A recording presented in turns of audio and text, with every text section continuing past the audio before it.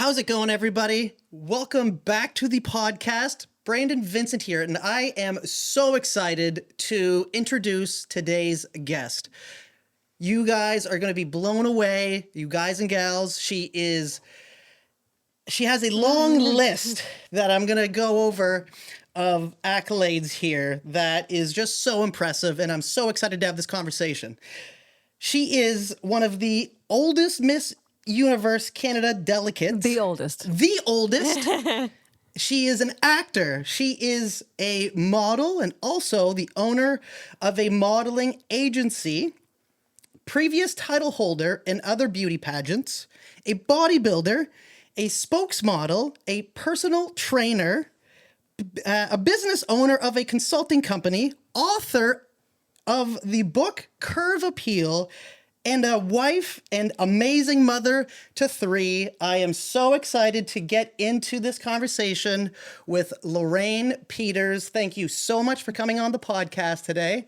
And I have the pleasure of doing this with my girlfriend, Julaine Pratt, who is also a past beauty pageant title holder as well. So they are going to be holding this podcast together. I'm just lucky to be here with these two queens. So I'm so excited to get into it.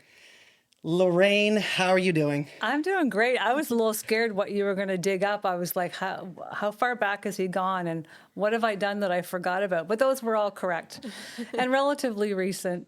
Yeah, I am all those things. But now we want to know what you thought we were going to dig up. I don't know. I was like, where are they going? Right. No, I got no skeletons in my closet. I'm an open book. Lorraine, this list is so impressive. Well, it is so impressive. I've been around a long time, right? You know, in my heart, I still feel like I'm about 25, but I'll be 59 in July. So, you know, it's a life well lived so far. I've done a lot of things, you know. And the interesting thing about my life is that I've done a lot of things in parallel. So, for example, I did have a life in corporate work, right? It was sales management, business development, but all the way alongside that, I was also a fitness gal. I was teaching, you know, fitness in all the different centers around St. John, and then became a CSEP certified personal trainer. But I did all of that in parallel. So I had a 25-year career in health, wellness, and fitness, but I also had, you know, years in corporate, and, you know, while raising my family. So I've always done things in parallel, not you know, separate. Of course. And I feel like the fitness is a great parallel to have for almost everybody because it keeps the body in check and it keeps the mind in check as well. How early did you get into fitness? I did not get into fitness until I was 24. And this is kind of the setup for my whole life story. I was the chubby kid. So I was coming up through in like the 70s, right? I'm a preteen and a teen of the 70s and 80s. If you had lined up 10 girls on my street, which there were, I would have been the chubbiest one. So I always had I was chubby. I was a chubby kid, and I was a chubby teenager. And the cruel thing about that was I wanted to be a model. Like, that's cruel, right? Right. But I was so passionate about fashion and modeling. I was like, I'm not chasing my dream. I'm doing it anyway. And when I graduated, I moved to Toronto. I actually had to go to Brock University and look up for a place to live. Like, that's what you did back then. There was no internet. Right. So I took a bus to Toronto, and I had to go to Brock University in St. Catharines and look on the board for a place to live. That was ground zero, but I did it. I was said to be the first full-figure model in Canada. Now, that's my agent at the time. She died about 10 years ago.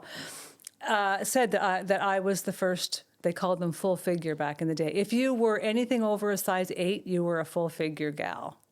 Wow. Yeah. So that's a stat that's kind of hard industry. to What a harsh industry. Right? Oh, you have no idea. You have no idea. I've heard a little bit about it. So anyway, so here, it's hard to tell this story. I'm going to tell you. You have all kinds of time. It's in my book, but it's hard to verbalize to this day. I had never told a soul until I wrote my book 9 years ago. Okay. So when I moved back home from modeling, because I had an unplanned pregnancy, my darling son, Ryan, And I moved back home and I went into nursing school, which brought me to St. John. I was out with some friends, out, clubbing, and a car full of young guys drove by, and one of them hollered out the window, "You fat bitch." And it stopped me. When I say it paralyzed me, it stopped me in my tracks. No. And I don't even think it resonated with my girlfriends that had happened, because it was just kind of, but I was paralyzed. And it did something to me in that moment. And I can't remember if it was a week later, a month later, but it was January. It was after Christmas. I joined Weight Watchers. Yeah, I joined Weight Watchers. And that sparked something in me that ended up being the biggest part of my life to this day, is once I got a hold of how I was in control of what my body looked like with food, and then I started walking and I was like, oh my God, like the weight is falling off and I'm happier and I love it.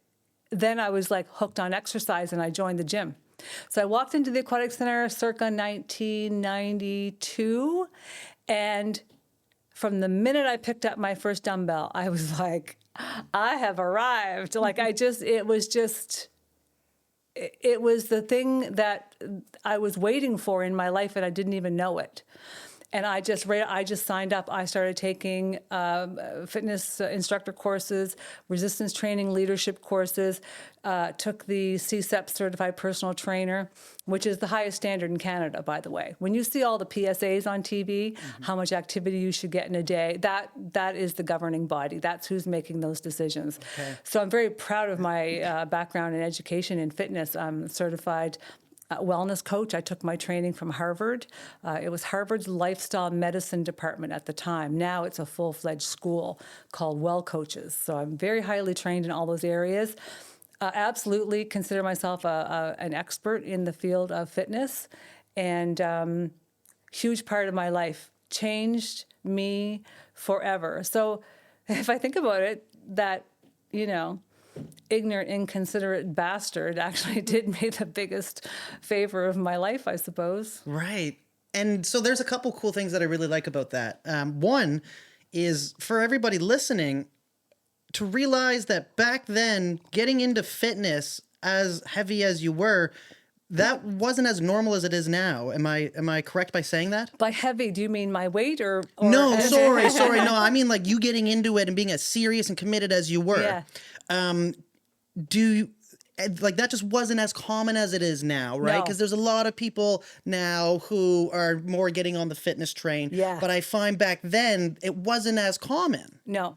Back in the day, and to put this all in context, just by today's standards, I just want to draw attention to this for a moment. When I talk about me being overweight, we're talking 30 pounds. When I look back now at pictures of me, I'm like, what was wrong with me? Nothing was wrong with me. It's just that all the other girls were so thin and I was bigger than that. Right, but nowadays, we talk about obesity. We're talking 80 pounds, 100 pounds, 200 pounds. Right. So at the same time, I'm grateful that for me, getting to a good size for me was 30 pounds, 35 pounds. But no, you're right, Brandon. There wasn't the fitness.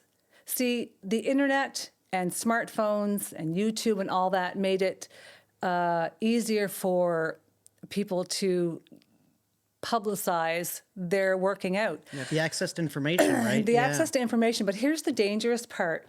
You can't just lose weight, start working out in the gym, and do things that work for you, and then start disseminating that information under the guise of being a trainer and start doing that with the general population. It's unsafe.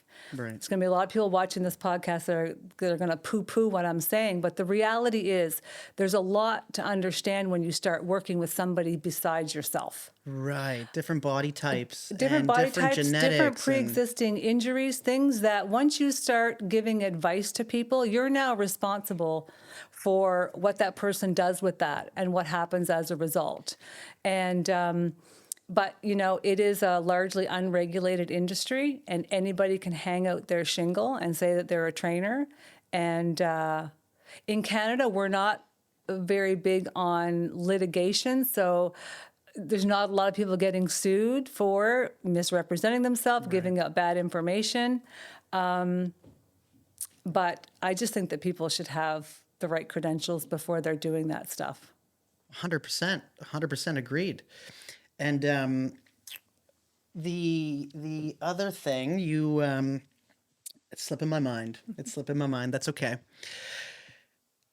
Yeah, super impressive. Super impressive. The getting into fitness that early. I mean, it's so to tie this back to how that kind of motivated you. And then so you started to feel the dopamine rush, and you started to feel that fire that working out gives you. And because working out isn't just for your body, it's actually for your mind as well. Like the reason that I go to the gym is 90% for my mentality, but then also too, it's seeing the results and seeing yourself improve, and then also being proud of the person that you're looking at in the mirror and adding that confidence everywhere you go. And also when you walk into a room, people notice it, right? People notice whether you're in shape or not. Yeah. And I find it a very key element to life in general. Yeah, to not exercise is a depressant. Yeah. Right? I'll say that again. It's very important. To not exercise is a depressant. So That's powerful. for everybody who is sedentary and everybody who just looks for ways not to move, it is that is depressing. And being fit, and there's degrees, right? You don't have to enter a bodybuilding competition. You don't have to be an elite in it in any way. But just the body's not engineered to sit. The body is not engineered to find ways to not do things. The body's engineered to move, and movement is good. I was really upset. I was listening to somebody very big in the industry a couple weeks ago, and they were poo-pooing people who walk. Why are they walking and calling that exercise? I'm like, dude, you just dissuaded like God knows how many people by telling them that exercise isn't worth their time. Or that walking rather isn't worth their time. Right. So I don't like the radical end of anything. Right. If you're moving your body more than you're sitting, I'm all for it. Yeah. Yeah. Yeah. So then you got into the personal training. And then where did it go from there? Through the list of accolades. So then we started to get into the personal training. Oh, what a career I had. So then that was around, you said 24 years old? Yeah, I started taking certifications around 24. Yeah. And then I became a certified personal trainer, I think in 96. And then so I still had my job, my corporate job at a company called Innovatia. But alongside that, I was seeing clients on the side, right, as trainers usually do.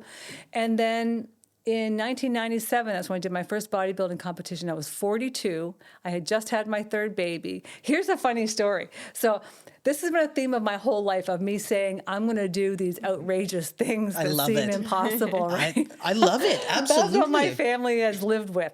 So with all of my pregnancies, I got really big. I mean, over 200 pounds, and I'm 5'6". So, I mean, I would get like 222 pounds with my last baby. And I'm standing in the line at the superstore, and I have my mother with me, and I point to the Oxygen magazine, which I was a freak. I had every issue of Oxygen that ever existed. I pointed to the cover, and I said, I'm going to do that. And and I'm like, I'm huge. I'm just about to give birth to this baby, right? And she looked at the magazine, and she looked at me, and she said, do what? And I was like, I'm going to do a bodybuilding competition. And she was like, okay. And the day I walked out of the hospital, I think I was 202 pounds after I had the baby. And right then and there, I was like, time to start. Wow. So, yeah. So, I can't remember how old Ryan was, but Adam Walker was my coach. He owns Canadian Made Muscle, Okay. and he now has the rights to the IFBB here locally. So they're actually doing their big spring fling muscle show tomorrow, and I'm presenting an award. Anyway, Awesome. yeah. So I did my first bodybuilding show in 2007, and then that's when the floodgates opened. People were calling me, wanting me to be their trainer. So I quit my job. Yes. I quit my job and became a personal trainer and wellness coach full time. And I had such cool experiences. I was the personal trainer to one of Canada's billionaire families. I will not say which one. I feel like we can all figure it Yeah. out based on where you are. And treated me so well and loved that. It's a highlight for me. I was very proud of that. And I trained three women who were trying out for the national women's tackle football team. And this is quite a stat. I don't know how many other trainers would have this stat. Right. So 3 of them came to me to be their trainer to hopefully get them to be on the national team. All 3 made the national team from St. John. Think about that. Wow. Yeah. Yeah. Yeah, the odds of them coming out of St. John wanting to do that. So then that's just a testimony to your training ability Yeah. and to your dedication to the people you're training as well. Yeah, absolutely. Because I don't know much about the tackle. What is it? Female, women's tackle football Women's tackle football. at that level. Right, Yeah. right. Which that just sounds intense. That sounds intense. So in Yeah. order to be the best, yeah, that's huge. Yeah. That's huge. So out of the whole country, Wow. I trained 3 In of what them. That in what made the time team. frame was that? Was that within just a span of a few years? Well, they all made the team that year, and then That same year. Yeah, yeah. Wow. Yeah, and wow. then they went to Worlds and they came in second. Lorraine, that's huge. I know. That's huge. Here's another, like, girls can be such bitches, right? So there was one of them that didn't like me. The other 2 became my friends. One of them did not like me. Right. So after they came back from, was it Switzerland? I can't remember. But she still now made where it. they Even went. though she didn't like you, she still made it. Yeah. Yeah. They all got Canadian flag tattoos, and I incorporated with the football, I think. Okay.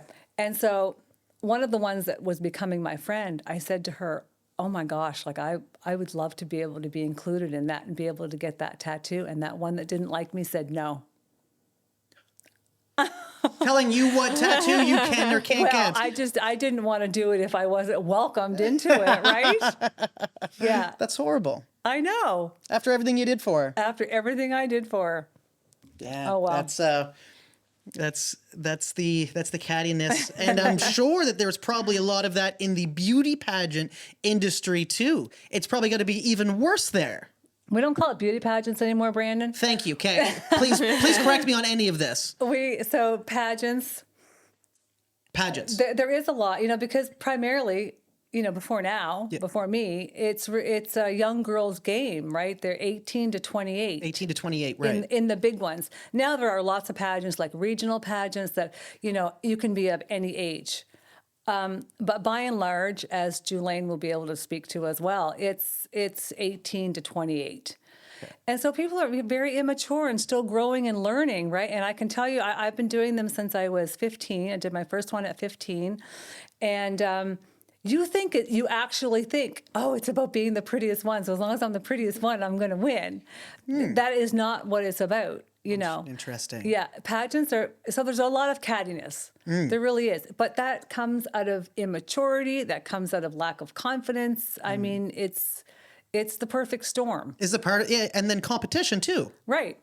Yeah. So being there to hyper win. competitive as well and wanting to win and wanting Right. to there's probably a piece of everybody that wanted to destroy the competition. Well, of course, you're there to win, right? Right? Yeah. Nobody's like, oh, I'm really not here to win. Yeah, you want to win. I mean, Was that your experience as well with so Lorraine, how do I refer to it? Pageants? pageants. Thank you. Was that your experience as well with pageants? No, No, it wasn't particularly catty. I heard a ton of bad stories, but I don't know if I just lucked out on the years I competed. So but tell me, what did it you was do, not. Julaine? Like, So I did the Miss Teen Canada, which may have been a little bit of a different ball game just because you were even younger. But it had a lot more of the like coaching aspect, so I was really grateful for that because I went in very, very green with no coaching, and you kind of did the same thing with like you have a Right. full week there, but instead of like going to a bunch of like interviews and stuff, there was a lot of coaching done there for Right. like how to do the interviews and Yes. how to carry yourself and stuff like that. So a lot of it was more educational than just like pure competition. Right. So okay. it might have just been a little bit different just because it was Yeah. geared very differently. And but different there's different pageant systems, right? Quotation fingers. Yep. There's different pageant systems, and each system kind of has its own personality. Okay. And is conducted differently. Some are very glitzy, like the crazy toddlers and tiaras. That just gave pageants such a nasty persona because Very that's bad not persona. very bad. But that's unfortunately the pop culture effect, where that's what a lot of people think of when they think of pageants, but it really isn't like that. But different systems have their own personality. Okay. A question I'd like to ask you is, you said earlier that it's not about being the most beautiful. Yeah. So when it comes to winning a pageant, what are the key aspects to it? So here's a big myth that I'm going to bust. Absolutely. Let's So, bust some myths here Let's today. bust the myth. Okay. Let's get right into it. Absolutely. Let's bust some myths. Let's Let's- talk about what it takes. Yeah. The So- grit, all the of grit, it. yeah, exactly. I want to hear it. Yeah. The grit and the glitter. 100%. Any competition. So the average pageant is a week long, 10 days. Now, the big international pageants like Miss Universe, it can be a month, but we're looking at, generally speaking, a week-long event. So what the public never sees is what goes into winning, because all the public sees is the finals. Yes. That night where they see 2 hours of the evening gown, the swimwear, right? And then there's the final 10, and then the 5, and then the 3, and then the 1. Like, that's what they see. But there's this whole week. And the personality interview usually happens on day 2. This is where most of the scores are gotten. 30 to 40% of scoring can be on the personality interview. Right. And this is It's where I huge, eliminated right? myself from Miss Universe Canada. Okay. Listen, I walked out of that like, I should just drop out now. Well, you were saying they you're were not- asking you. that's what gets you. They were asking you questions about like It was so what you would do heavily to political. change the importing rules. Yeah, and I was like, so here's the thing. nothing. Like, like what I power do did you? stumble out an answer, but even to this day, I'm like, I don't have a good answer for this question. Right. It was not an appropriate question So is it for a heavily- pageant. Like, Yeah, who? so- Yeah, so it's like Going- heavily political. So here's the thing. There is a real strategy and there's a real coaching around how to do a successful interview. That's who wins. The person you see at the end of the competition with the crown on her head is the one who did the best in the interview. And then she held her own throughout the rest of it. What a good interview experience does is it makes the judges love you so much they want more of you. Right. And every time they see you on stage, they want to score you high. Right. So the right, strategy right. is you've got to do really well in the interview. So that's almost your opportunity to build a relationship with the judges. Yes. And also with your audience too, because when you're doing the catwalk, that's No, we that's, don't call No, it I that. know. Okay, what do you call it? What do you call it? Well, it's just a walk. Okay. So when you're doing the walk, there's not much opportunity to figure out who someone is. No. So then that's your opportunity to then double down and build a relationship. Right. Which is a big reason why I do podcasting, because it's like you Right. can't build a relationship with people through pictures And now let's through layer posting in- sold signs. Right. And now let's layer in the further complexity that, especially at Miss Universe Canada level and Miss Universe level, it's like, okay, so now everything about you, from the moment they see your headshot to the moment they see you at registration to the moment you walk in that interview room, everything about you has to pull through, and they're like, that's her. That's what we were expecting her to wear. That's what we were expecting her to say. That is how Miss Universe Canada should look. She's the one. Wow. It's pulling that consistent image through to the very end. And it takes strategy. It takes planning and coaching. I have two coaches helping me. No, I have one. I did have one for just a brief period of time helping me with something else. I have one coach. Her name is Allie Bowen from Tennessee or South Carolina. Oh my God, I'm having a brain blip here. No, that's okay. She's a former Miss Petite USA. Okay. Very good at what she does. She is an interview coach. Right. And that seems to be a key at any high level, like athletes as well, right? Like it seems like hockey players, all these athletes get coached in a way to deliver their interviews, because a lot of them seem to talk the same. So I don't know if they're getting trained by the same coach, but nailed an NHL interview. Yeah, we were just in there tonight, and we just wanted to get the puck in the net. We got to get pucks deep, get pucks to the net, win some hockey games. That one. Oh no, we're just out here. Got to get the three lines moving. Got to get pucks deep, get pucks to the net. And we got to win some hockey games. Back to the interview though. It can be any question. They can ask you anything. It could be political. Right. It can be pop culture. It can be like the hot topics in the news of the week. It can also be what they call the easy hard questions. If you were a pizza, what kind would you be and why? If you were Stop it, really? Yeah. If you were a pizza, what kind? Hawaiian? Like, what do you say? And how do you even train anybody for that? It's like psychological operations. Yeah, I'm going to tell you how you train. So the question can literally be anything. And here's the skill. You have to be able to take that question and you've got to be able to answer it, and you have to tie it back to why you should be the winner. You have to pivot and turn that question back to why you should be the winner, right? Like if you were a pizza, what kind of pizza you would be? Well, I'm pepperoni. I'm classic, and you know what you're getting. Just like if you hire me to be the next Miss Universe Canada, you will know exactly who you're getting on day one. So you have to tie it. Was that? That was so good. Now I have to come up with another pizza analogy. Right. Oh no, that's so interesting, and that makes a lot of sense. It makes so much sense, and I never thought about it. Besides, you brought up some of the questions that they asked you, and I was like, is that ever strange asking you about like what you could do? Like if you became Miss Universe, how would you impact the trading issue currently going on between the U.S. and la-da-da? But that must have been in the news. That must have been in the news at the time Julaine was. It wasn't. So then is that like a matter of like? So then is that a matter of studying I do feel like the pop culture, the current state of affairs? I feel like and sometimes they'll throw questions like the one I got just to see how you respond to kind of unanswerable questions instead of like I did deer in the headlights stumbled instead of like still answer with confidence. Like, have I ever thought about what pizza I'd be before? No, but you still came up with like a brilliant answer to the question. And then tying it back, so I just like want you to see that you can still answer a question appropriately. Right. Yeah. Wow. And that it would also be okay to say, something, I haven't seen anything about trading and export in the news lately, and I really don't know much about it, so I don't think I'm equipped to answer that. You know.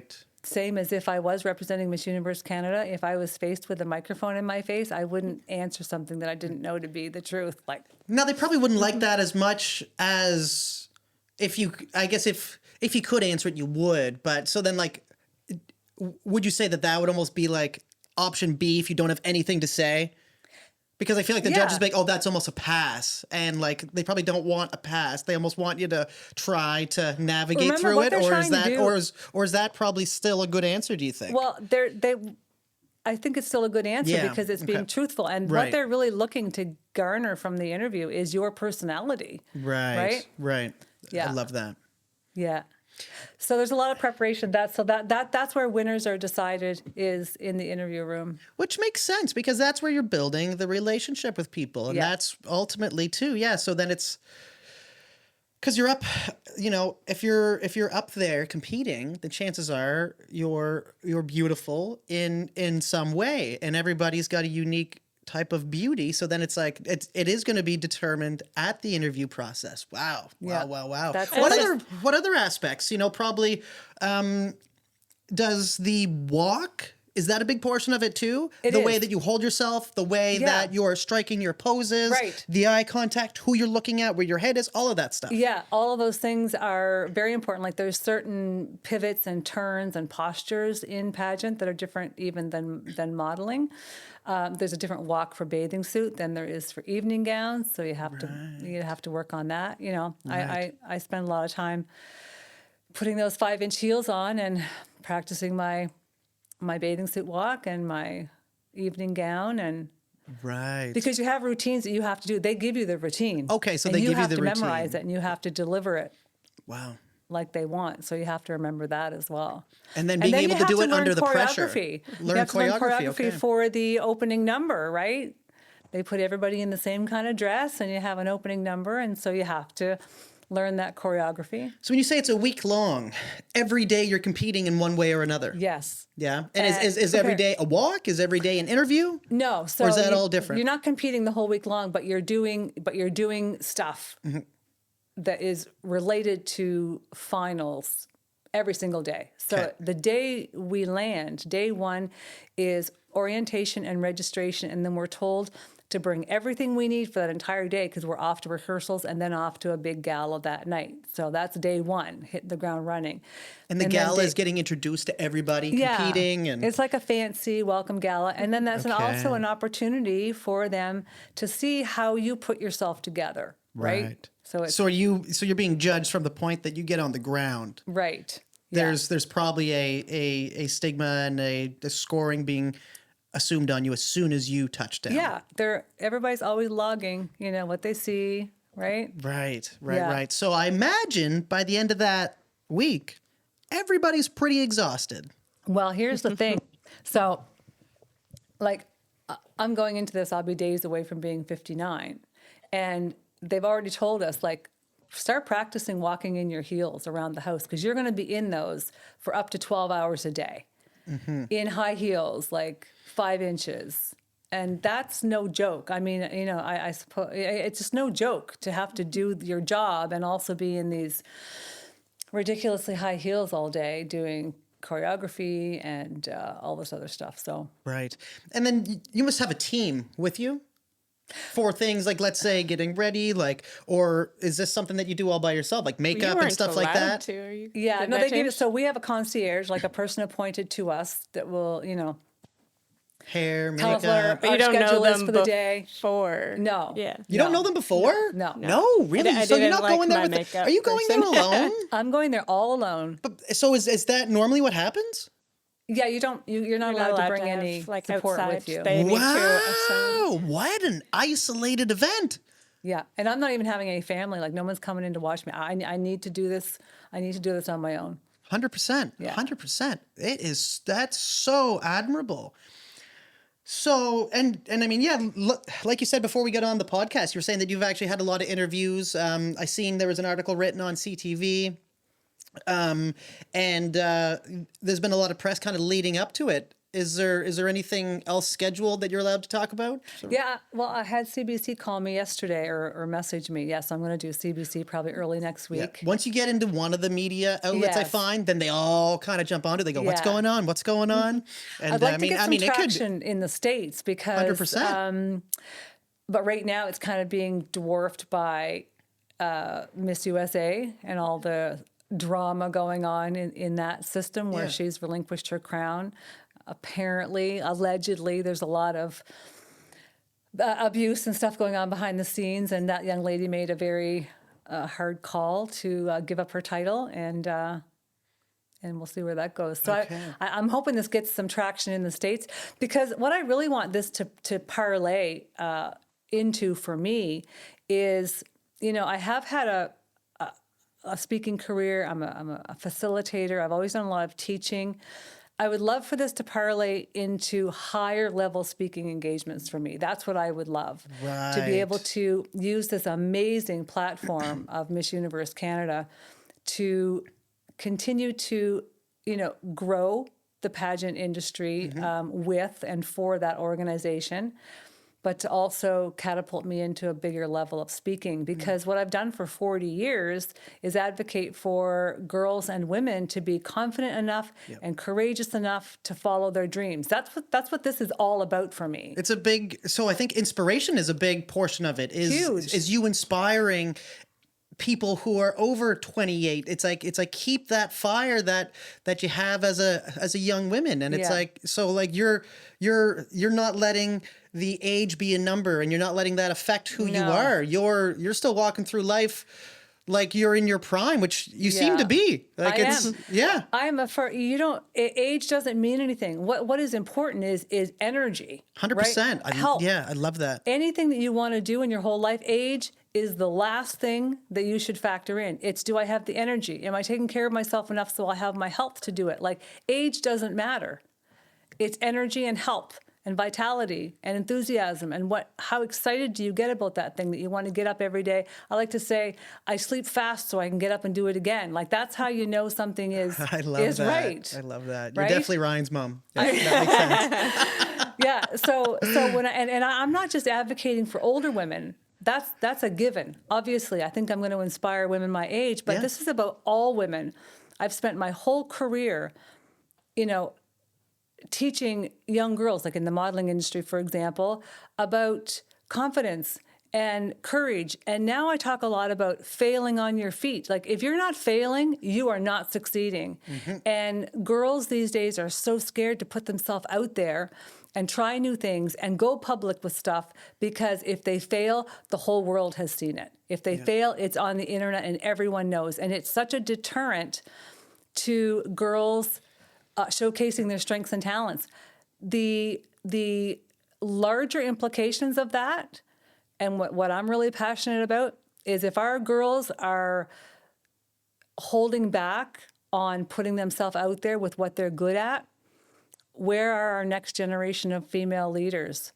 If the females are not at the tables where the conversations about us are taking place, someone else is making them for us. Right. Where are our next doctors, our scientists, our politicians, our leaders, our heads of nonprofit?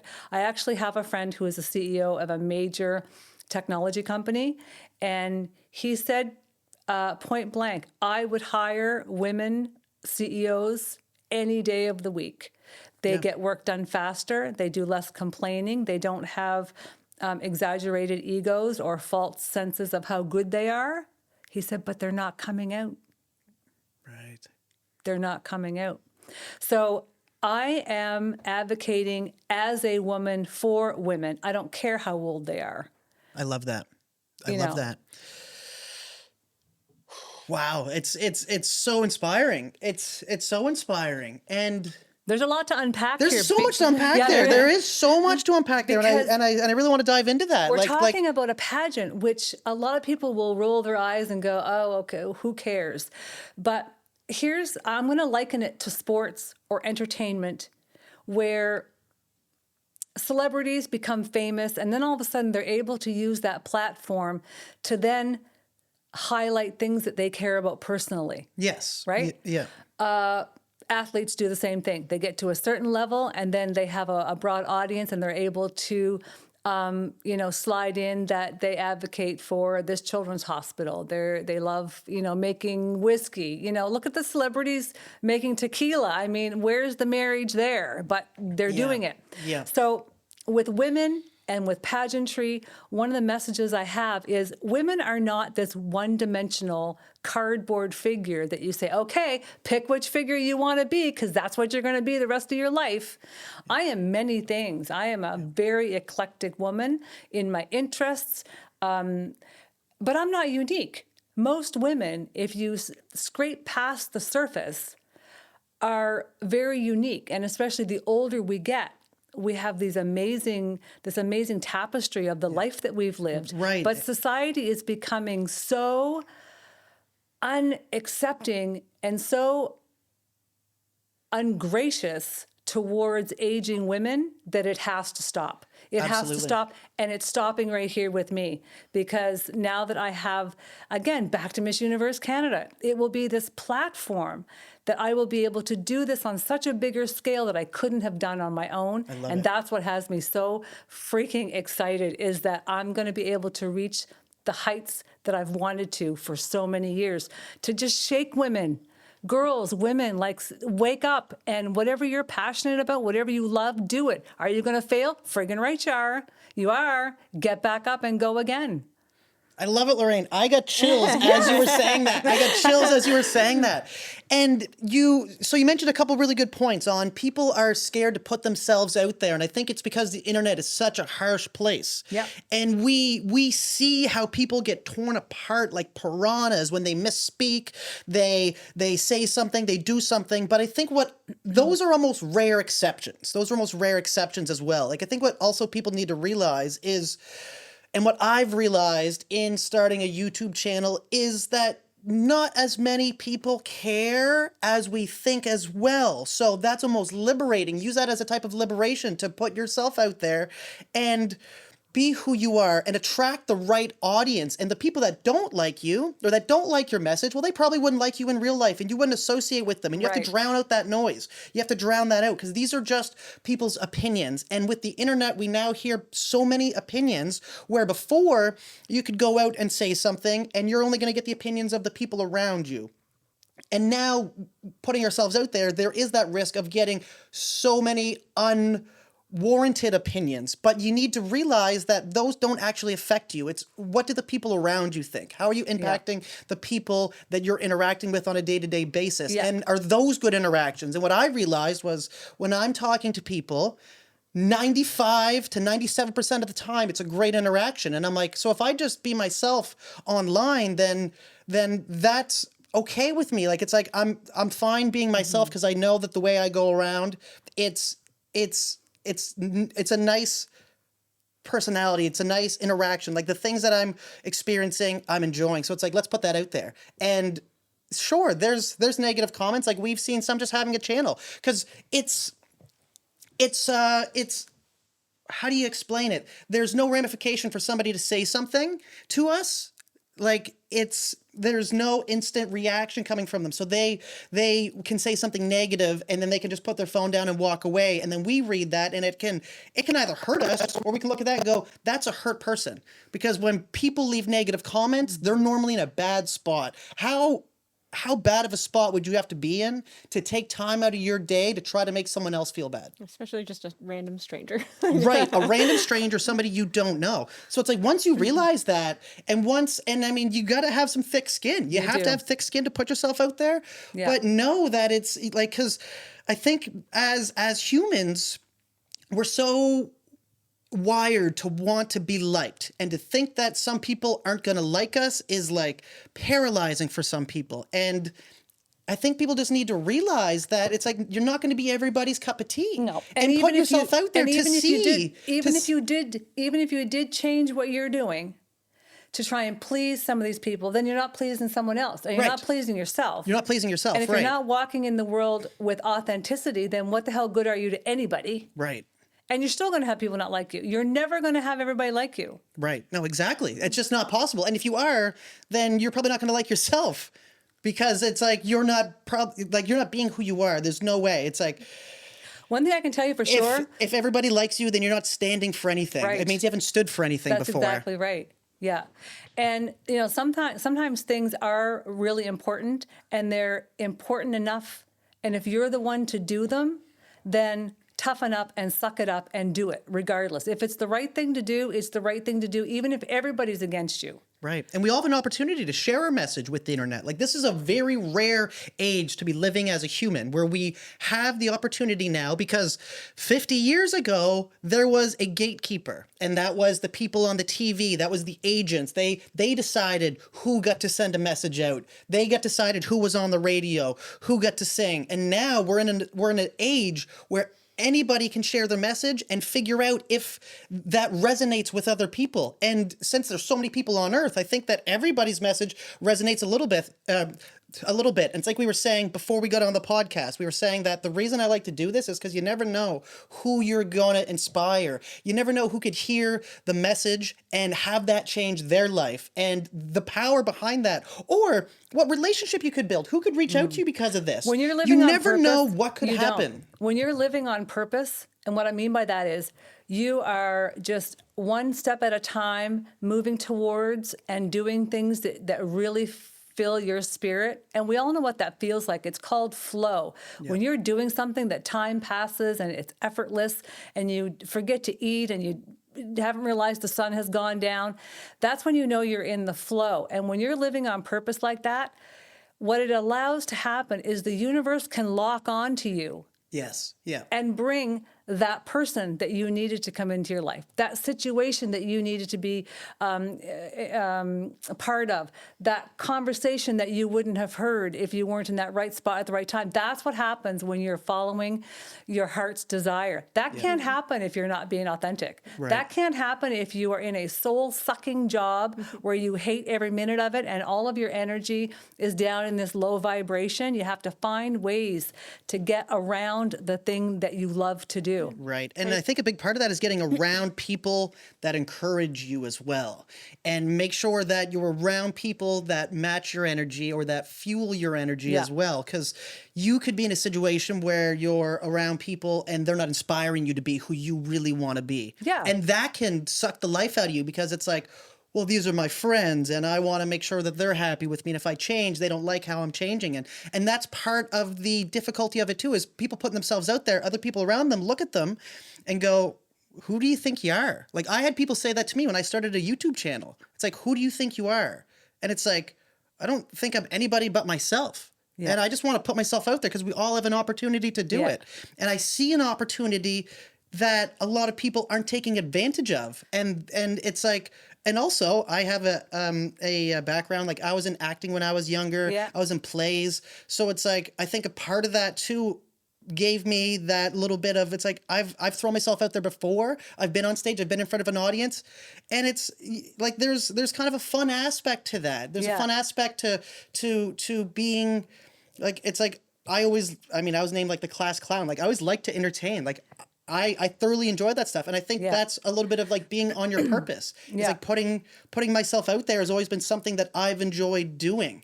And it's honestly changed a lot of things for me, like even just in my business too. So it's super powerful. What you're saying, like I resonate with a lot.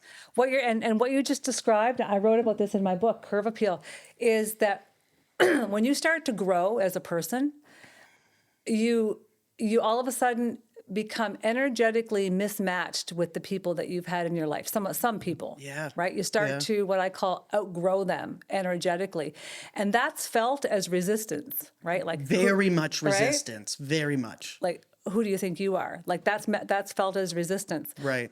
So some people feel bad about releasing those people from their life, and in my book I talk about don't feel bad. You don't have to have a fight with them or fall out as friends. You just have to send them away with love.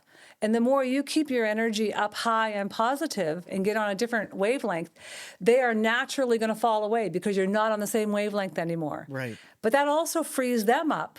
Yes. Yeah.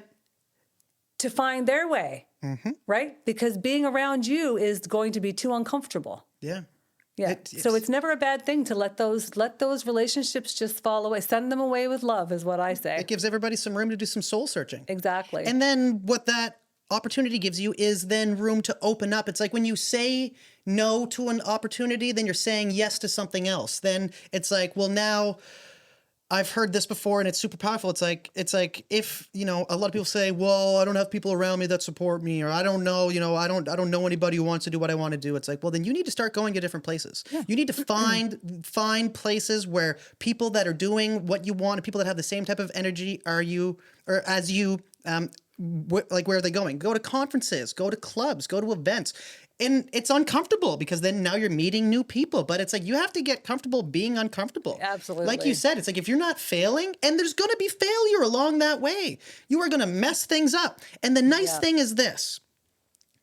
You always get a chance to redeem yourself. So there's always another at bat. Think of sports athletes. When they get up to bat, They're not hitting a home run every single time. And sometimes they strike out. They don't stop playing. Could you imagine if every batter, every baseball player stopped playing because he struck out? There'd be no players. You have to get up there and just keep swinging. And there's going to be points where you hit it out of the park, and there's going to be points where you don't. But you always get another at bat. And like even with I think back to like doing the YouTube channel thing, because that was a very exploratory event. And there's times where I think, oh, this video is going to be very controversial, and like I'm going to lose half the people that follow me because I post this. And then I post it and I'm like, oh, nothing happened. Nothing's happening. And it's like most of the time we exaggerate what's going to happen in our head. Yeah.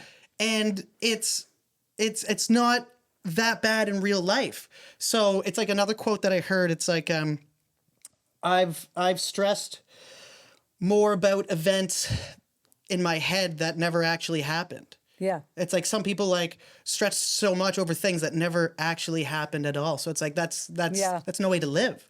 That is no way to live. The reality is the future is a figment of all of our imaginations. We get to create it. It's not even real. Yeah. It doesn't exist. Well, it's like we're creators of our future. Right? It's like we're sculptors, and there's a lot of times where I thought, and I think of myself as like, let's say like a sculpture, and it's like, what do I currently like about this sculpture? What are some things that I need to tweak? What are some things that I'm doing that may not be benefiting me anymore in my life? And like let's sculpt that part off and add a new part on there. Yeah. And then I think that's part of the growing too. So it's the super only reason inspiring. I'm sitting here as making history in pageantry is because I never quit. It's not because I didn't fail. Right. It's not because I didn't fail. I was the elite Eastern Provinces North America. So I was the Eastern Provinces title holder going to nationals in Florida for the North America pageant. And I felt so good going into this pageant, and I got absolutely desecrated by all the girls from the South. Right. I was sixth out of six. I couldn't have done any worse. And I mean, that could have been the end of it for me. I mean, that was failure. That was failing. You know, my family was there to watch, and I didn't even get the fitness award. I should have. I mean, I don't know. I still don't know what went wrong with that, but I got nothing. Right. You know, and it took me a while to lick my wounds, but you know what I did is I actually really got real with myself and said, okay, Lorraine, what went wrong? And like Julaine was saying, the dreaded interview, right? It got me. Right. They asked me a question that threw me so off, and I think my answer turned them off, and I failed miserably. My whole point is there's only one way to not succeed, and it's to quit. And it's to quit, right? I don't care how old you are. Again, if what happened to me is not inspiration for somebody to not give up on themselves, I don't know what will be. Because there was no, in the logical realm, there was no way for this to happen to me. So why would I still think that it could happen? Because there was no way. Yeah. The age was 28. Sorry about your luck. You're 58. So there was no logical way this was going to happen for me, but I had a feeling that it was still going to happen. I read an article where you said Yes. that. No. So what was that feeling? And why did you have the feeling that you knew that something like this was going to happen? Yeah, I absolutely knew it. I'm going to say around age 8, but I can't remember. It may be even younger than that. I just had this knowing that I was going to do something big and meaningful, either in pageants or modeling. I point to my gut because it's always just kind of sat there as something I knew for sure. Yeah. The gut feeling is huge. Just a gut feeling that I wasn't done. And so I've always stayed plugged into modeling. I've done more modeling in my 50s than I did all my life. Always stayed plugged into modeling, jumped back into pageants in my early 40s. And I enjoyed it first and foremost, right? But I always had this sense that I was going to do something bigger than like normal. And then last December when I was watching Miss Universe and the owner of the organization said, we are dropping all upper age requirements, I was like, my God, this is it. Like, this is it. And the next day I went on the Miss Universe Canada website, and sure enough, there it was, eligibility 18 plus. And I was like, this is it. You registered the next day. Yeah. That's incredible. Yeah. I That's think I was. You were ready. I You think were I ready was for one it. of the first ones because I've known since January 2nd. Wow. Yeah. So I wasn't allowed to say anything. So January, February, March, April, May. What was right? your qualifying process for it? So, yeah. So most of December, I went through some level of selection. So the first thing was a pretty extensive intake form. So all of your information and your pageant history and photos and height, weight, size, interests, all of that, intake form stuff. And then if you got past that, you went on to an interview. So just before Christmas, I had an interview with, she's called the delegate liaison. She looks after a lot of the stuff. And so I had a phone interview with her just before Christmas. And she said that from there, all phone interview results go to the director. He has direct sign off on who is selected. And so January 2nd, I found out that I was a delegate. Wow. Yeah. And the first thing, I was with my mother, which my mother would be the only one who could really corroborate my story that I've always known this was going to happen. Wow. But if she were here, she would corroborate that story. So I'm with her when I get the news. And I looked at her and I said, oh my God, like, what have I done? Right? Because now I'm like, I have to go, right? So no, it was, and I say, me making it to Miss Universe Canada was destiny. That was written. I know that. Now winning, that would be my legacy. But Right. just being there, that was my destiny. Wow. Yeah. So they asked you about your past pageants. How many were you in before? I've done 7 and I have 5 titles. Holy smokes. Yeah. 7 and 5 titles. Yeah. 7. So, and then the titles were in, so is it the same pageant? That was just different years? Is that No. what it was? No. Yeah, can you explain that for me, please? So when I was 15, I was born and raised in St. Stephen, so bordering on Calais, Maine. So every year we had the big international festival days. And so there was the Miss St. Croix pageant, which meant like girls from the U.S. and Canada could enter. So I entered that when I was 15, did not win. Then I went away to model when I was 18, 19, and I entered the Miss Great Lakes in New York, and I won. So that was my first win. Okay. And then long hiatus, had my family, got back into pageants as far as competing in my early 40s. So then I was the Elite Eastern Provinces title holder, went to nationals, lost horribly, worst loss of my life, taught me the most, Right. hit me the hardest. Right. They say we learn our most from our failures. That is so true. If you're willing to be honest with yourself, that's the Right. caveat. If you want to gloss over it and say, oh, I got ripped off, and I should have won and she sucked and all that, then you're not going to learn anything. But if you're Right. willing to get real with yourself, your failures are your biggest teacher. Yes. So then I went on to do the Crown of New England in the States with my oldest granddaughter. We won everything.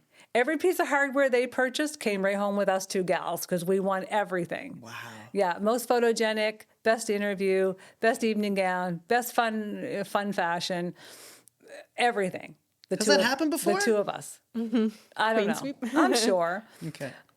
Then Very rare, though. So then her and I were supposed to go to nationals in Florida for Crown of America. Then COVID hit. So they made that a virtual pageant, which was really cool. It has its challenges, right? We both won that. Oh, cool. Yeah. So I won everything in Crown of America at nationals. I won my age category. I won best interview, most photogenic. So I won that. Then me and my 2 granddaughters, Ryan's 2 daughters, Right. we did Miss Diversity New Brunswick. And I won.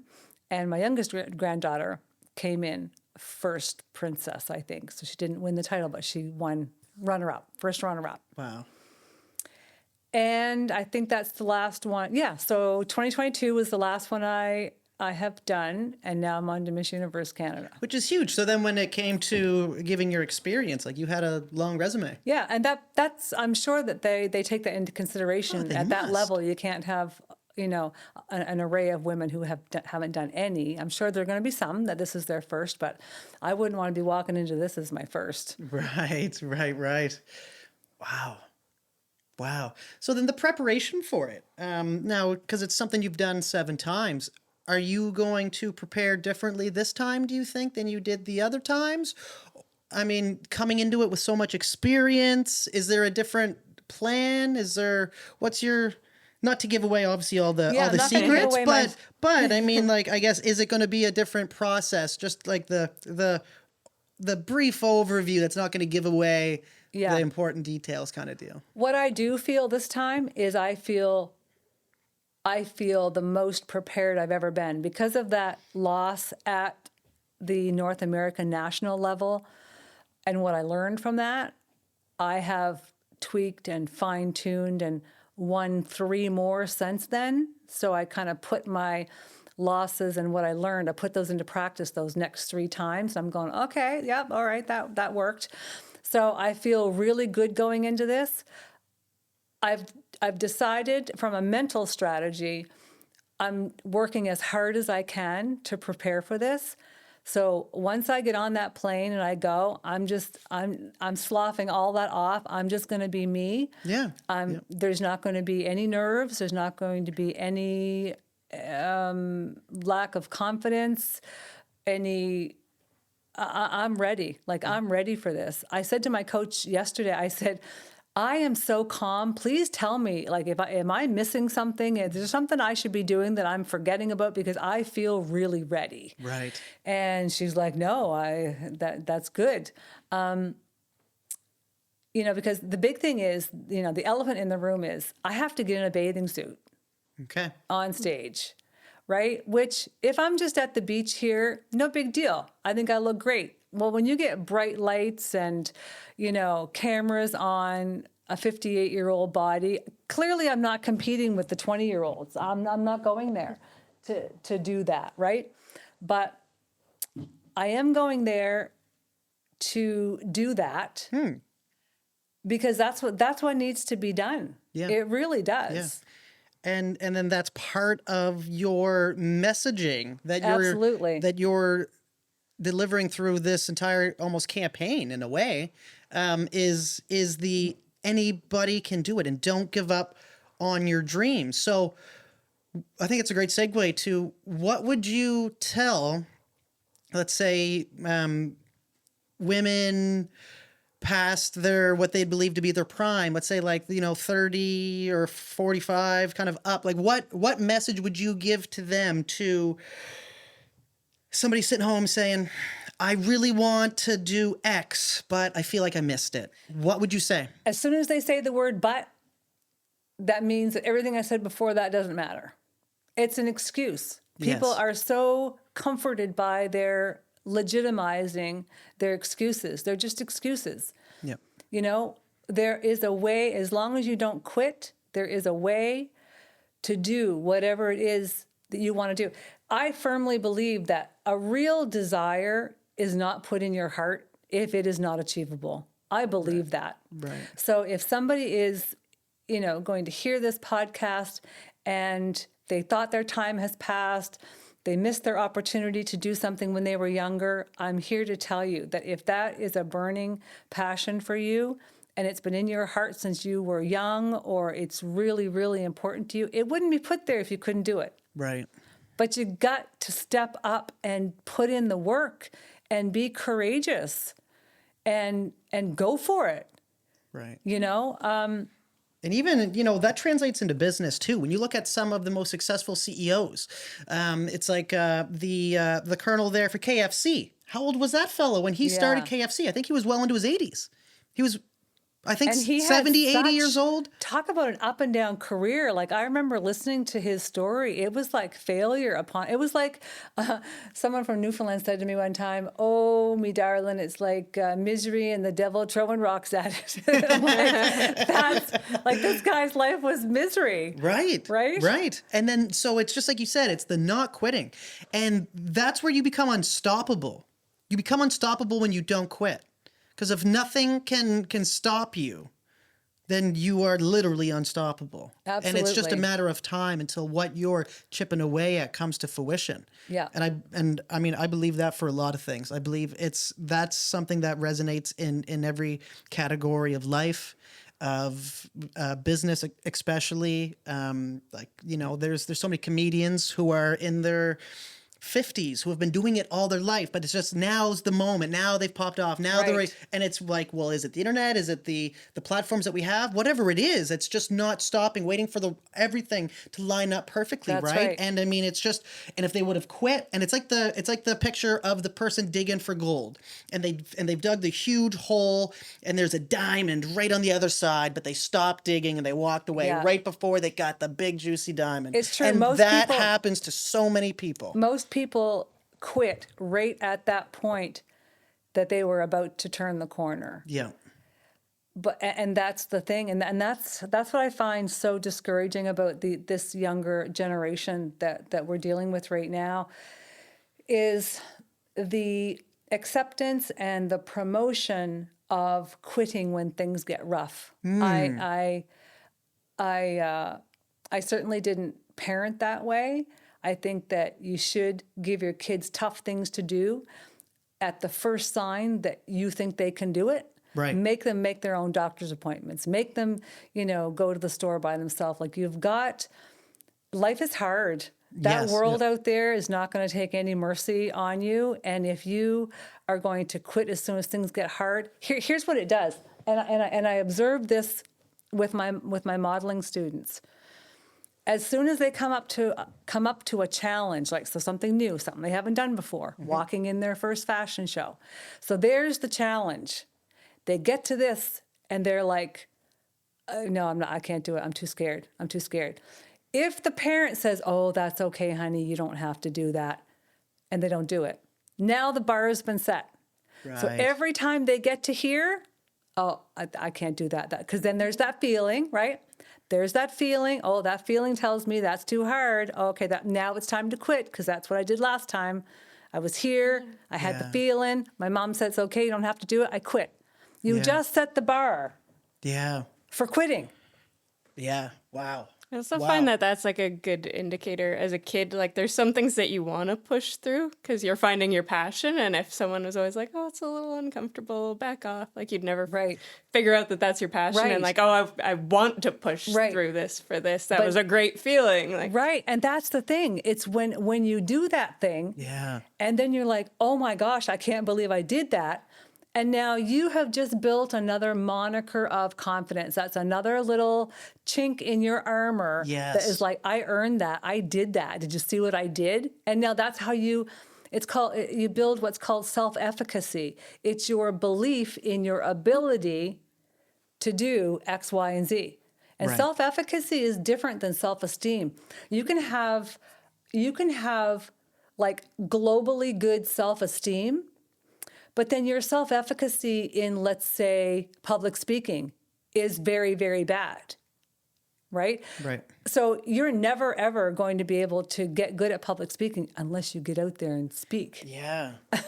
That feeling you're talking about, I instantly got a flashback to being at the Imperial Theater the first time I was about to go on stage.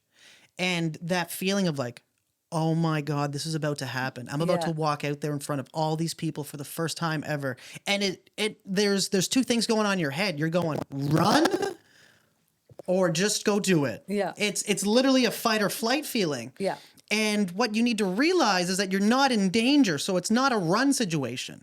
And that this is just your body getting amped up to do something extreme and exciting. And then once you start to learn that, like, that feeling is actually like, that's what you should be chasing. Yeah. You should be chasing that feeling more often.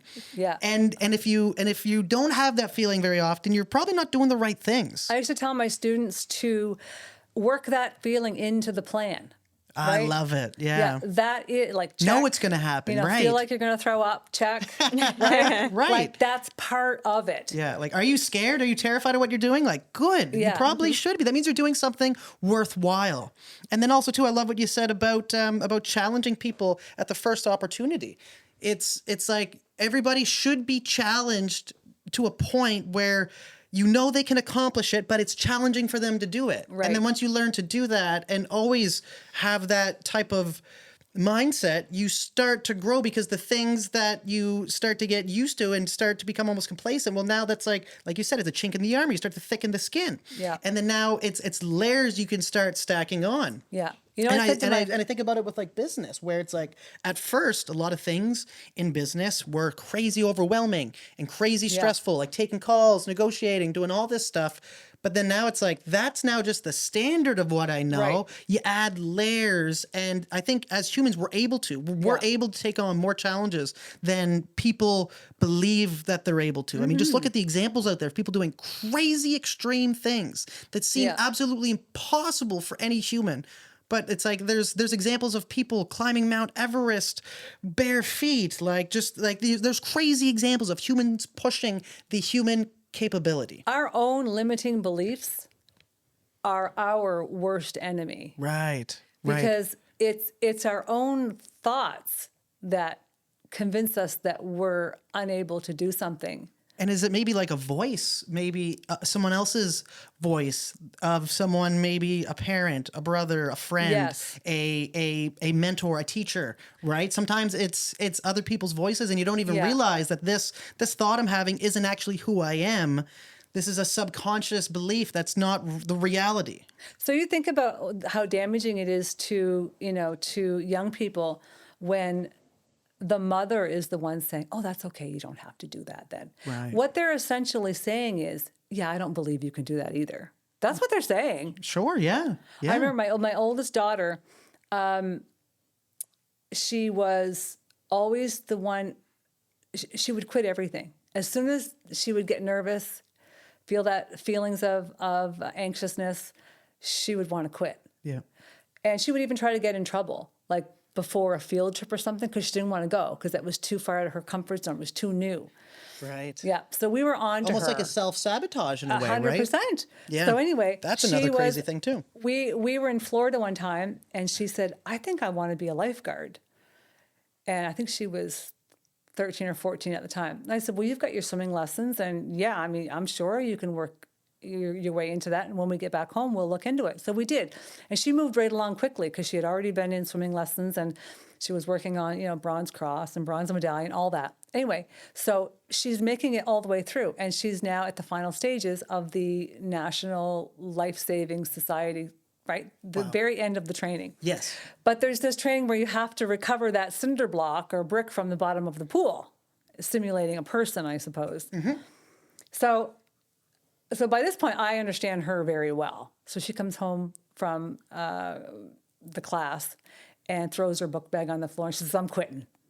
And I said, what do you mean you're quitting? You're almost done. No, it's stupid. It's stupid. I don't like it anyway. And I'm like, okay, what's going on here? I finally get down to it. It's that next week is the cinder block on the bottom of the pool. Yeah. It's Right? a feeling. It's a feeling coming. Right? Like, I can't do this. I'm going to quit.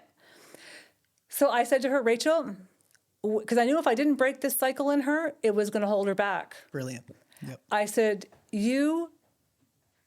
we can brainstorm anything about how we're going to get you through this, but quitting is off the table. So when you're ready, we can talk about any possibilities, but quitting's not one of them. And that's what we did. That was a change. And that I fervently believe that was a changing moment in her life. 100%. If I had let her quit that, being so close, that would have been the recipe for the rest of her life. Right. Wow. That's such a powerful message for parents. That is such a Mothers- powerful, and I think some parents don't even realize what they're doing. No. Because it's like they're trying to protect their child. Right. They say, "Oh, well, I don't want her to be upset." And they think, well, what happens if she fails it? And that might make her even more, but it's like, that would be better than her quitting. Yes, it her would. failing would be significantly better than her quitting.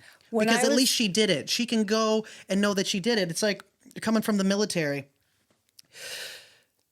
On our basic training, so I taught a couple basic trainings, and just in the reserves, and so then you're dealing with people that are kids coming in that want to do this part time, and a lot of them, like you're saying, as soon as things start to get hard, they want to give up. And one thing that I was good at was talking to the ones that wanted to quit, that were literally putting in the paperwork, that were saying, I'm done. They were wiping their hands of it. They were 2, 3, 4 weeks away from graduating. And they said, this is too much for me. And I'd take them into a room and I'd say, listen, I understand where you're coming from. I've been in your seat before. This is not fun. This is not enjoyable. It's very challenging what you're going through and what we're doing to you. I get it.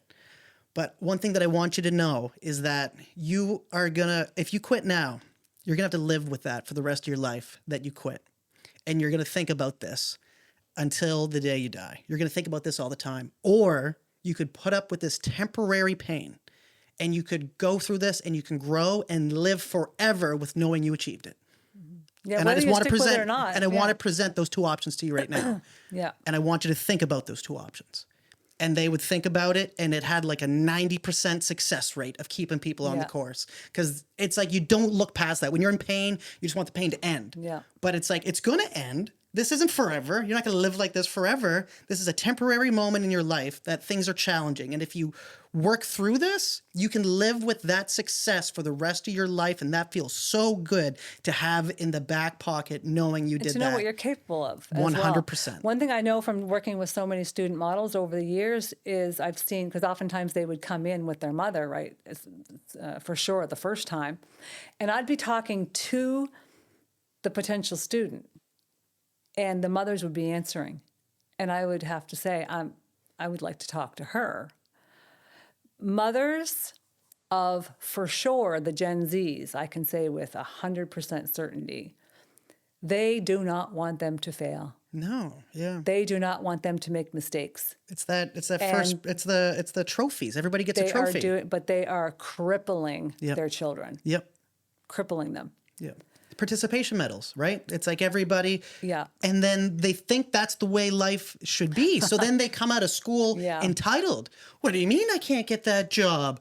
What do you Starts mean? long before they come out of school. Well, no, right, but I mean, but it builds this entitlement layer on them, where all through school it's been either the parent coming in saying, you can't fail my child, you can't fail them on that test, blah blah blah blah blah, and like getting screamed at until they pass, and it's like, but that's not what life is. The big thing Once you now- get into the real world, Yeah. that's not how things operate. So Yeah. it's putting a false sense of reality from the beginning, and that's what you're talking about wiping out is Yeah. is removing that false sense and putting as many challenges on them as possible, which Yeah. is so important. Yeah, what does Jordan Peterson say? Let children do dangerous things safely. Safely, yeah, right. Absolutely. right. I mean, you can't wrap pillows around your children. Like, you've got to let them. That's your job, is to equip them to be able to flourish, right, and do hard things. 100%. Yeah. Wow. So important.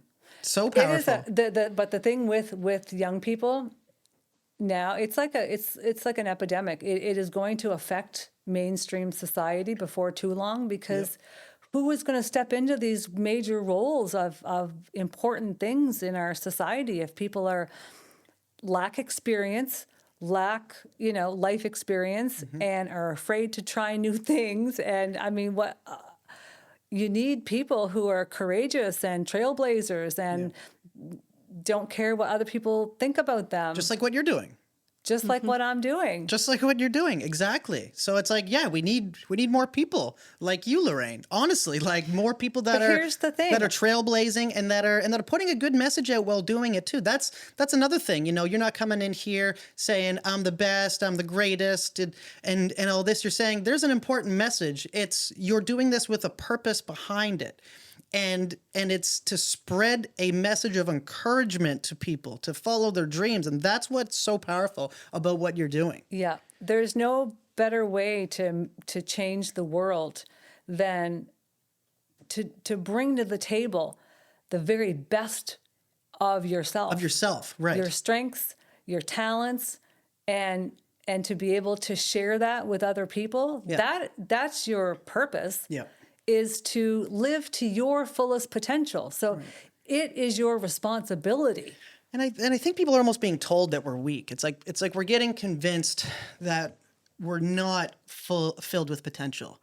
And it's almost a message that seems to be propagated through the media of kind of just, you're okay who you are, and like if you buy our products then you'll be a little bit better. If you buy this program, you'll be a little bit better. And it's like, what I think back to is like, think of all the people that came before us. Think of the people who fought in wars. Think about our ancestors. Think about the stuff that they went through. Think about the people that were living in huts and fighting off saber-toothed tigers. We're all descendants of some very courageous people who survived, who reproduced, and who got us here today. So it's like I feel like there's a responsibility to, like you said, become the best version of yourself for the long line of people that have come before you, so that we can be here today to have this incredible conversation. That's another thing that I think a lot of people take for granted, is that the cushy, easy society we live in Canada did not come at a cost. As you know, my son served in Afghanistan on the front lines, and I'm very proud of that. But, you know, that is why we're still holding on to the freedoms that we have. As women, it would be tremendously easy if we stopped showing up at the tables, and we stopped showing up in the government parlors, and we stopped showing up in the operating rooms, and we stopped showing up in all those places. If no one's there to represent us, decisions aren't going to be made that are in our best interest about our bodies or our autonomy or what we get to talk about, or voting. I mean, some people would think, oh my gosh, she's talking crazy. You know, we could never lose our right to vote. Really? No. If you refuse to go out and vote because you think you can't make a difference. Right, Jelaine, we were watching Peaky Blinders. And he didn't know what suffrage was. I didn't know what suffrage was. We had to pause the show and get the phones open for a couple minutes there. I was like, well, she asked me a question. She goes, what did you ask me about suffrage? And I just said, like, what? Suffrage?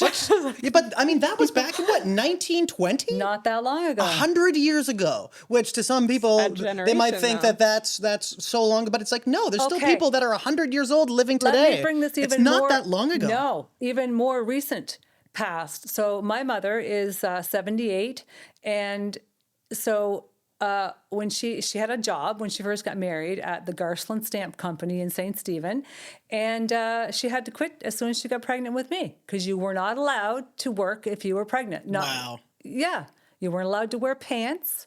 She was the first woman in St. Stephen to wear a pantsuit.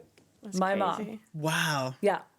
Yeah, so that's only the late 1960s. You couldn't have your job if you were having a baby, right? That was your only role, was to be a wife and a mother. Yeah, so you don't even have to go back to the suffrage. Right. You have to recognize that our rights are, as women, are very much predicated on who's at the table making the decisions. And if you want to see that very clearly in the States right now. If you want it to be a gray-haired old man, then just don't put yourself out there. Right. Don't go out for leadership roles. Don't cast your vote. It'll be very simple to do. It does not take long to go back in time. Right.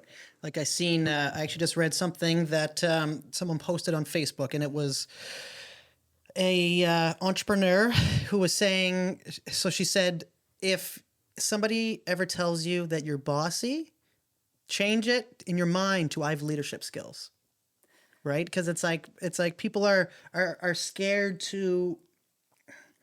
It's like there's a stigma on women in a way, on like how they should behave, and it's like everybody should just be themselves. And I think that for men and women too, it's like, you know, be who you are. If you have that instinct in you to go out there and trailblaze, like, let that fire flourish. Whatever it is inside you that you truly find purposeful, like you said at the start, the flow, whatever makes you flow. Yeah. People should really double down on that. Yeah. And the other, you know, when it comes to women, you know, back to the one-dimensional thing and the way we're seen in society is, you know, if you're a doctor, then you can't be off doing a pageant. If you're a pilot, you know, you can't be doing, you know, sipping paints on Saturday. Like, there's like we're seen as very one-dimensional in society, and I really want to get rid of that. Like, a lot of women have very cool lives and a lot of interests and things that they like to do. Like, why can't you do a pageant and be?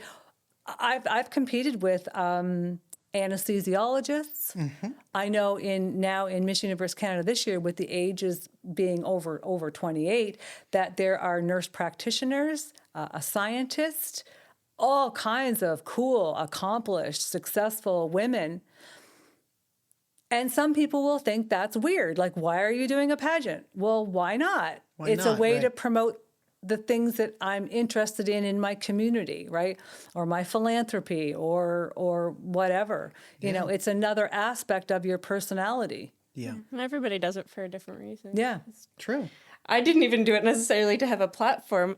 I did it mostly, honestly, because I did high school through correspondence because I was a figure skater. So I kind of got yanked out of school. And I'm on the quiet side, as you may have noticed. And I just was looking at like Toastmasters and stuff, and I was like, I should be doing something like that, but like it's not really calling to me. Then a pageant came up and they were doing their interviews, and I was like, I'd much rather do that. So I signed up for Miss Universe, and you should have heard the cheer just with me announcing my name in the microphone. I was like, I don't care if I come dead last now. Like, that was what I needed out of this. I'm good. Yeah, that's right. Everybody does do it for very different reasons. Yeah.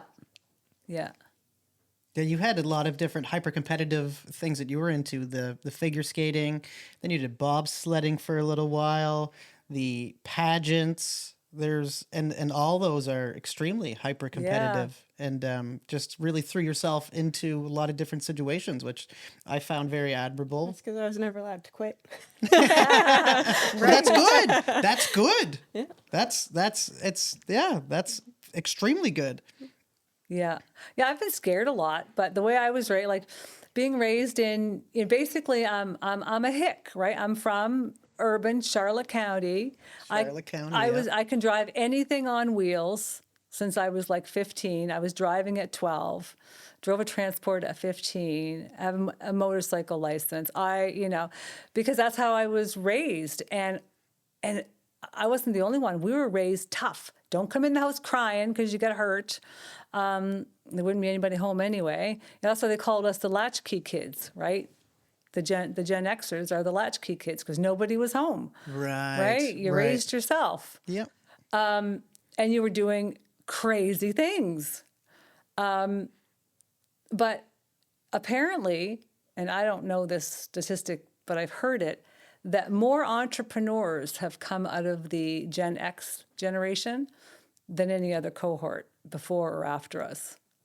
Because we're tough. Exactly. And it's like the competition is less and less with the less tough people that are coming up, right? It's like the saying...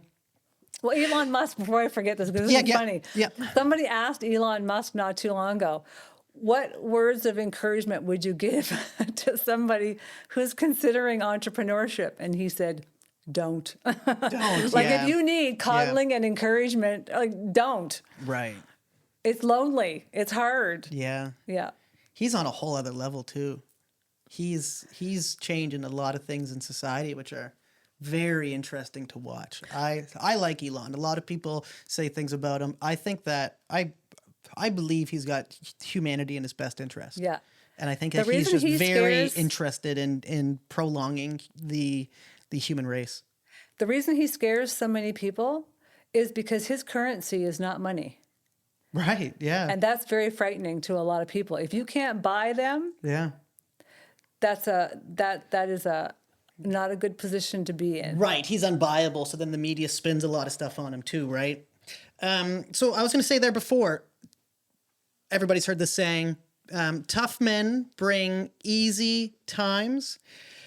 Easy times bring, so I'm saying men, let's say people. So tough people bring easy times. Tough times make tough people? Easy times? So tough people make easy times make soft people make hard times make tough people.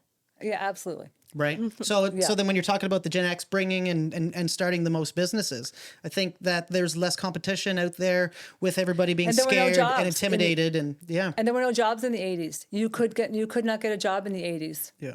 My husband talks about, so I cleaned houses as a teenager because there were no jobs. Yeah. And my husband cleaned cars. And he always tells the story about printing off a whole bunch of flyers and going out to the dry dock and putting them under the windshield wipers of all the cars. Yeah. And a big storm come up and they all blew into the bay.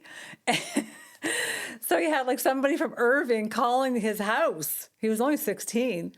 Like, who are you and what are the pollution going into the bay, right? Yeah. So I heard those dry dock days, there was a lot of pollution going into the bay. I heard stories of guys just kicking generators that didn't work off into the bay. And luckily the Bay of Fundy would just suck that up and you'd never see it again. Yeah, so that's why there's so many entrepreneurs, I think, out of the Gen Xers is because the economy was such that there were no jobs. Yeah, doing whatever it takes, right? Yeah. Having the grit to do whatever it takes. Yeah. And that's one thing that blows me away when I hear people saying like, oh, there's no opportunity in New Brunswick. There's no jobs. There's, and it's like, if you're coming in with that mindset, you're probably not going to find a job. Like you need to be coming in here saying, I'm going to do whatever it takes. I don't care where I am. I don't care what, make the opportunity, right? It's like, the same in business. Oh, business isn't good right now. It's like, make business good. Find a way to make it work no matter what. That has to be the mentality. Yeah. No matter what happens, no matter how bad the market is, no matter how bad the economy is, that doesn't affect me because I'm going to do whatever it takes. Yeah. That's got to be the mindset. And it's a rewiring for a lot of people, and it's hard to rewire and it takes time. But start working on it immediately and make that a common thought. You have to have an abundance mentality, especially in business, because you have to have that mentality that there's enough for everybody. The scarcity mentality is usually the ones that you will see fall off first because they're the ones that they don't like competition and they're scared if someone else comes and plays in their sandbox or even close to it. Right. An abundance mentality, just putting it out there that I would rather collaborate with you, I would rather learn from you, I would rather see what you're doing so that I can, make things better for myself. That's an abundance mentality. Right. Because there truly is enough for everybody. Yeah. Especially now with everything being global. There's so many opportunities for people. So people saying there's not much work in St. John. It's like, you can find ways to make money just online. Yeah. You don't even need, it doesn't need to be in a city. There is so many opportunities out there for people. And like I was saying before, we're just living in a time that is so incredible. That is so, so incredible. Yeah. It's like you could be the best. I think we're in a time when it's conducive for people to either be the very, very best human being or the very, very worst human being. Right. Because it's like you can still get by as being the worst. You can get by being lazy and eating the worst food. It's like we have healthcare to help people survive everything now kind of deal, right? And it's like, but it's so important to take care of yourself and to, regardless of how easy it is, find hard things to do. I just ran a marathon 2.5 weeks ago. And it's like, I didn't have to do that, but it's just finding hard things to do is enjoyable. It's my second marathon I've done. So it's like, people say, oh, that's crazy. And it's like, well, sure, for someone who's never done it, but it's for me, it's a fun challenge. I enjoy that pursuit of the challenge. Yeah. So, and it's like people that do ice baths now, just going to the gym, for example, that's uncomfortable for a lot of people, but that's a very good thing. And that's a great place to start. It's a great place to start to find improvement in yourself, because then you start to improve yourself and you realize if I can improve myself, I can improve things around me. Yeah. And when you start just living on purpose, you're inspiring people all the time. You don't even know it. Yeah. Yeah. And that's why I wanted to get you on here today, Lorraine. So let's land this plane. This has been really, really good. I want you to land it with some messages of encouragement or your message to the young generation out there. Because we talked about that a lot. We just talked about the young generation. What's your message directly to them? Talking to the new generation who are scared to follow their purpose. They're scared to put themselves out there. What's your message to them?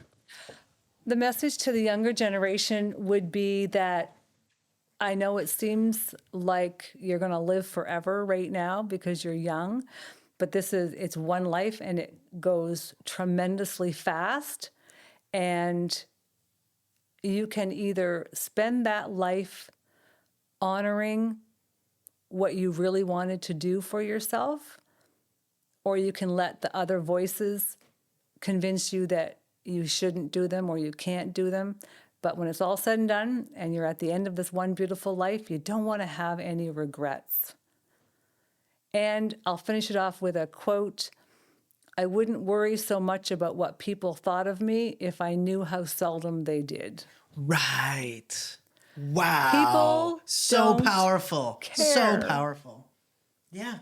Exactly. It's the spotlight effect, right? We all think everybody's watching us when everybody is thinking the same thing and nobody's watching anybody. Nobody cares. And even, especially these days, everybody is so self-absorbed and so selfish. Do you think they're watching you? No. And they don't do your think thing. about you as often as you think. And use that. Don't get discouraged by that. This is being said in the most optimistic way. Use it as a tool to become more creative and do what you want. Yeah. There's a way. And once you start to take those little steps of doing the things that you love to do, that's how serendipitously and synchronistically things start to come to you. The more you do what you love, the more what you love starts to come to you. Yeah. You know? There's no way to prove that other than to do it and to start see the proof of it. You know, I'm a certified law of attraction facilitator too. So some of I this love that. language is from the principles of the law of attraction that life is pretty simple when it comes to achieving what you want. It's that you have to state your desire. Then you have to give it your positive energy, attention, and focus. But here's the big part that no one talks about. Then you have to remove the doubt around achieving it. Right. That's what gets a lot of people. Doubt cancels out manifestation. Wow. Say that again, please.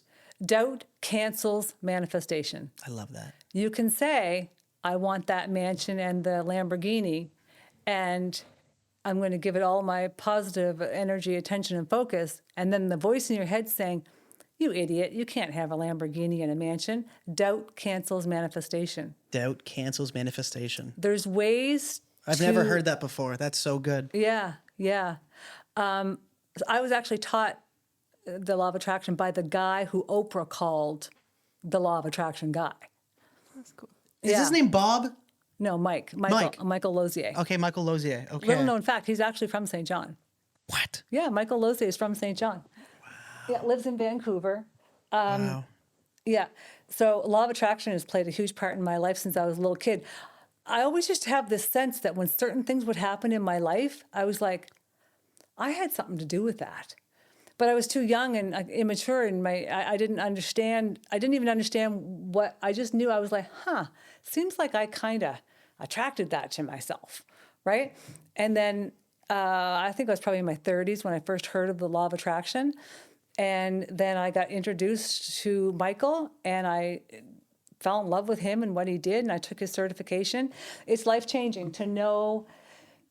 The first thing is you have to at least believe that there is a universal energy force. Now, what you attach to that is your business, you know, but there is proven to be an energy field, and there are different layers to that living energy field. And so your words and your thoughts resonate out. Yes. And that is what determines where you are in that energy field. Right. And it's like are you on the high positive frequency, or are you on the low negative frequency? Right. So if you're on the low negative frequency, you can only attract things to you that are on that same low frequency.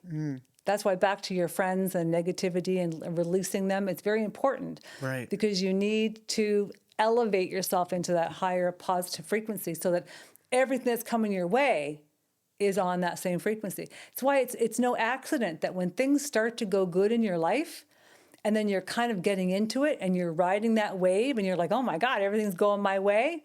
That's why everything's going your way and more of it's coming to you, because that's now where you're operating from. Right. But it can change at any moment. right? The universe doesn't have a memory. It's just like right now and right now and right now. It's picking up on your energy. That's why it's very important to try and protect it. That's your only job, really, is to protect your energy so that you can be on that higher positive frequency. Yeah. So yeah, doubt cancels manifestation. Doubt cancels manifestation. And it's so powerful that you were saying that your words become the reality. So it's like, and it all starts with the thought. So the energy starts from Yes. the thoughts. So it's like, So it starts people with the think that word. it's important what they say, but it's also important what you think. So Well, some it's- people believe like, if I just say the right things, and that's important, but it's like, you also need to have the right inside dialect going on and the right thoughts Yeah. happening that are creating the right energy. And So that, the words create the thoughts. So if I say Yeah, to you, yeah. if I say to you, don't picture the Eiffel Tower. I know that you know that I know that you just pictured the Eiffel Tower. You cannot not picture the Eiffel Tower. Right. So the word creates the thought. The thought creates the energy. Right. And it's almost like the brain doesn't understand negatives, right? So don't hit the, so let's say you're snowboarding and you're going down, you're going, don't hit the trees, don't hit the trees, don't hit the tree, don't hit that tree, don't hit, well, now because you're Yeah. thinking, hit that tree, hit that tree, hit that tree. It's like, look at the path where you want to go instead of the things that you don't want to hit. Well, you're very perceptive because actually what happens is it strips out the words don't, not, and no. And all you're left with is what else you said. Don't hit the tree, hit the tree. Right. Yeah. The brain doesn't understand the negatives. No, Yeah. it picks up on and focuses on the other words. Yeah. So your words are incredibly important because the words shape the thoughts. The thoughts shape the vibration that goes out into the world, and that is what delivers you your results. Yeah.